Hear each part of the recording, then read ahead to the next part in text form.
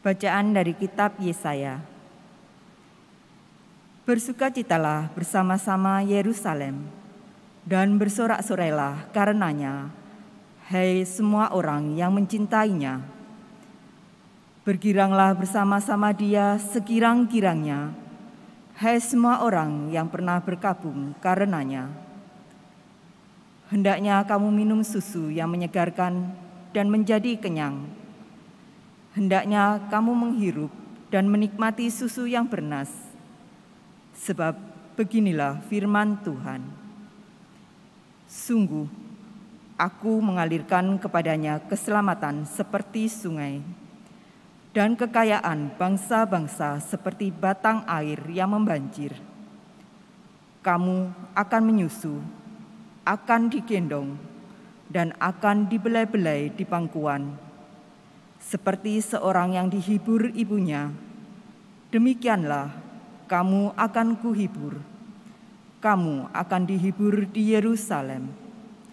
Apabila kamu melihatnya, hatimu akan girang, dan kamu akan seperti rumput muda yang tumbuh lebat.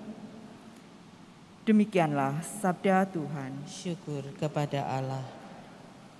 Jagalah aku dalam damai-Mu, ya Tuhan. Jagalah aku dalam damai-Mu, ya Tuhan. Tuhan, aku tidak tinggi hati dan tidak memandang dengan sombong. Aku tidak mengejar hal-hal yang terlalu besar atau hal-hal yang terlalu ajaib bagiku. Jagalah aku dalam damai-Mu, ya Tuhan. Sungguh, aku telah menenangkan dan mendiamkan jiwaku, seperti anak yang disapi berbaring dekat ibunya. Ya, seperti anak yang disapi, jiwaku dalam diriku. Jagalah aku dalam damai-Mu, ya Tuhan. Berharaplah kepada Tuhan, hai Israel, dari sekarang sampai selama-lamanya. Jagalah aku dalam damai-Mu, ya Tuhan.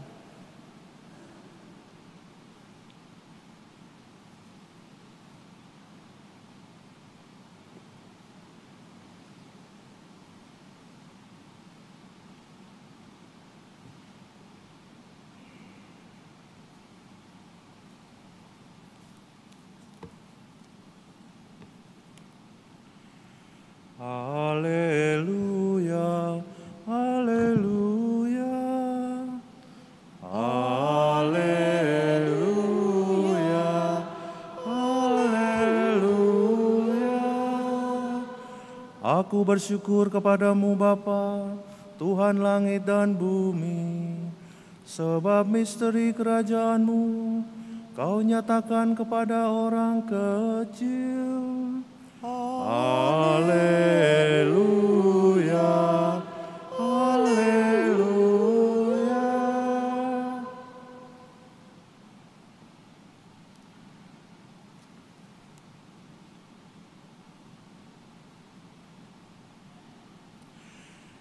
Tuhan bersamamu Dan bersama roh-Mu. Inilah Injil Yesus Kristus menurut Matius. Dimuliakanlah Tuhan. Sekali peristiwa datanglah murid-murid kepada Yesus dan bertanya, "Siapakah yang terbesar dalam kerajaan surga?" Maka Yesus memanggil seorang anak kecil dan menempatkannya di tengah-tengah mereka, lalu berkata, "Aku berkata kepadamu, sungguh jika kamu tidak bertobat dan menjadi seperti anak kecil ini, kamu tidak akan masuk ke dalam kerajaan surga.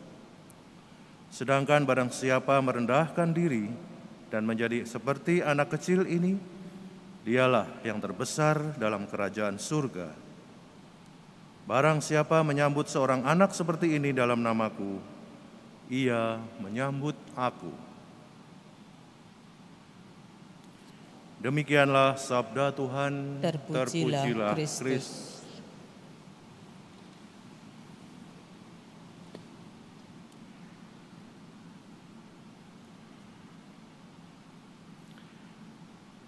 Ketika saya membantu di suatu rumah sakit, menggantikan Romo Kapelan yang sedang libur, tengah malam ada kegaduhan dan ketika dipanggil saya mengira ada orang yang minta pengurapan atau kalau sudah meninggal ya, minta berkat. Ternyata ada seorang anak kecil yang menangis, ya, dipegangi oleh para suster perawat karena dia minta mencari ibunya. Dan karena saya belum tahu apa yang terjadi, lah iya, ya dipanggil toh ibunya, biar segera digendong. Terus suster kepala membisiki saya, Romo, anak ini tadi dibawa ke sini, separuh badannya dalam keadaan ya, luka bakar, dan kami baru mengetahui yang membakar itu ibunya sendiri. Dan anak itu tetap memanggil ibunya. Saudara-saudari, ya, anak kecil ya, disakiti, ya, diberi perlakuan yang semena-mena, dan di seluruh dunia kita tahu anak kecil seperti juga orang-orang kecil tidak akan pernah mendapat keadilan. Apalagi ini terjadi di rumah sendiri. Beberapa puluh tahun lalu kita mendengar tentang Ari Hanggara, ya. Dia meninggal di tangan orang tuanya sendiri. Kita diberi teladan oleh seorang santa, ya, gadis kecil, umur 14-13 tahun, ya, sudah ngotot mau masuk biara. Bukan biara sembarangan, biara kontemplatif yang tidak akan pernah bisa keluar dari biara, yang sehari-hari tugasnya hanya berdoa dan bekerja. Ya, karena usianya masih belum cukup, ya. Ya, orang tua dan kakak-kakaknya yang sudah menjadi suster lebih dahulu yang mencoba menenangkan, sabarlah 2 tahun lagi, ya. Ya, dia khusus pergi ke Roma untuk minta izin dari Bapak Paus waktu itu supaya bisa masuk lebih awal ke biara Karmel. Kita mengenalnya, dan dalam banyak fotonya ya ada ya gadis kecil yang mungkin ya, senang kita jiwiti pipinya ya, karena ya begitu cute, ya, begitu imut, dan di dalam wajah yang begitu murni dan polos ada jiwa yang begitu merindukan Tuhan, jiwa yang bertekad dari kecil ingin menjadi miliknya Tuhan saja. Ketika ia akhirnya diterima dalam usia 15 tahun, yang saat itu adalah perkecualian yang sangat luar biasa, ya, izin dari Paus, ia menulis surat kepada Tuhan Yesus. Dan kalau Anda berkenan, ya, masa pandemi ini adalah ya, ada banyak di perpustakaan, ya, atau coba cari, ya, di online, ya, buku, ya, autobiografi, kisah suatu jiwa. Kebanyakan surat-suratnya kepada ayahnya, kepada para kakaknya, dan ini kepada Tuhan Yesus sendiri. Doa anak kecil, biarkan aku menjadi mainan dalam tangan kanak-kanak Yesus. Biarkan kalau aku lelah, ya, aku juga bisa, ya, seperti seorang kanak-kanak masuk ke dalam pelukan-Mu ya Tuhan. Biarlah aku menjadi bukan siapa-siapa, bukan apa-apa, tapi biarlah Engkau menjadi segala-galanya bagiku. Dia mungkin tidak akan diketahui orang ketika dia meninggal dalam usia 24 tahun. Kalau kakaknya, ya, dengan setengah terpaksa, ya, diminta memperbanyak, ya, tulisan catatan hariannya itu menjadi sebuah buku. Dengan cepat devosi kepadanya, ya, menyebar ke seluruh Eropa, mujizat-mujizat terjadi.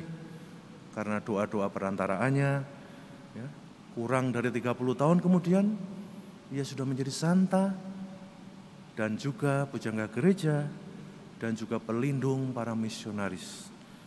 Suster kecil, muda yang tidak pernah keluar dari selnya, ya, mungkin 2 kali 3 meter, ya, di biara zaman dulu, yang kerjanya hanya berdoa, bekerja, ya, merawat suster-suster yang tua,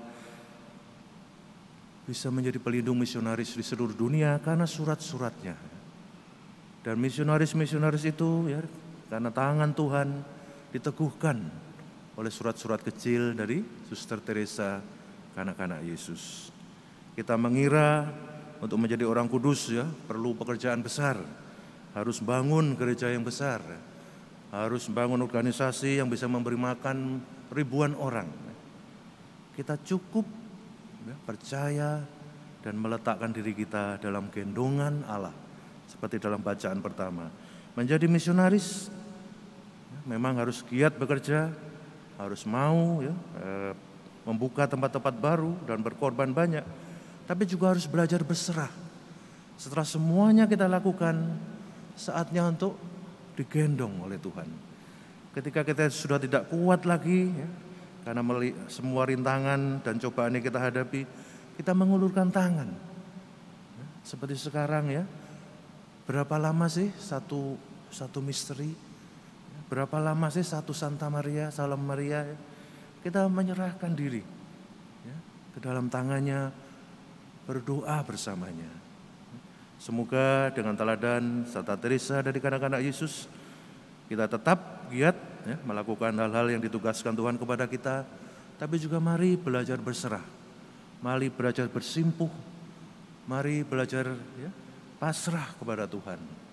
Karena disitulah misi kita akan digenapkan, bukan dari kekuasaan atau kepintaran atau karisma pribadi kita, tapi karena Tuhan yang sudah memulai karya agungnya di dalam diri kita, dan Dia sendiri, hanya Dia yang bisa menuntaskannya, menyempurnakannya dalam waktunya.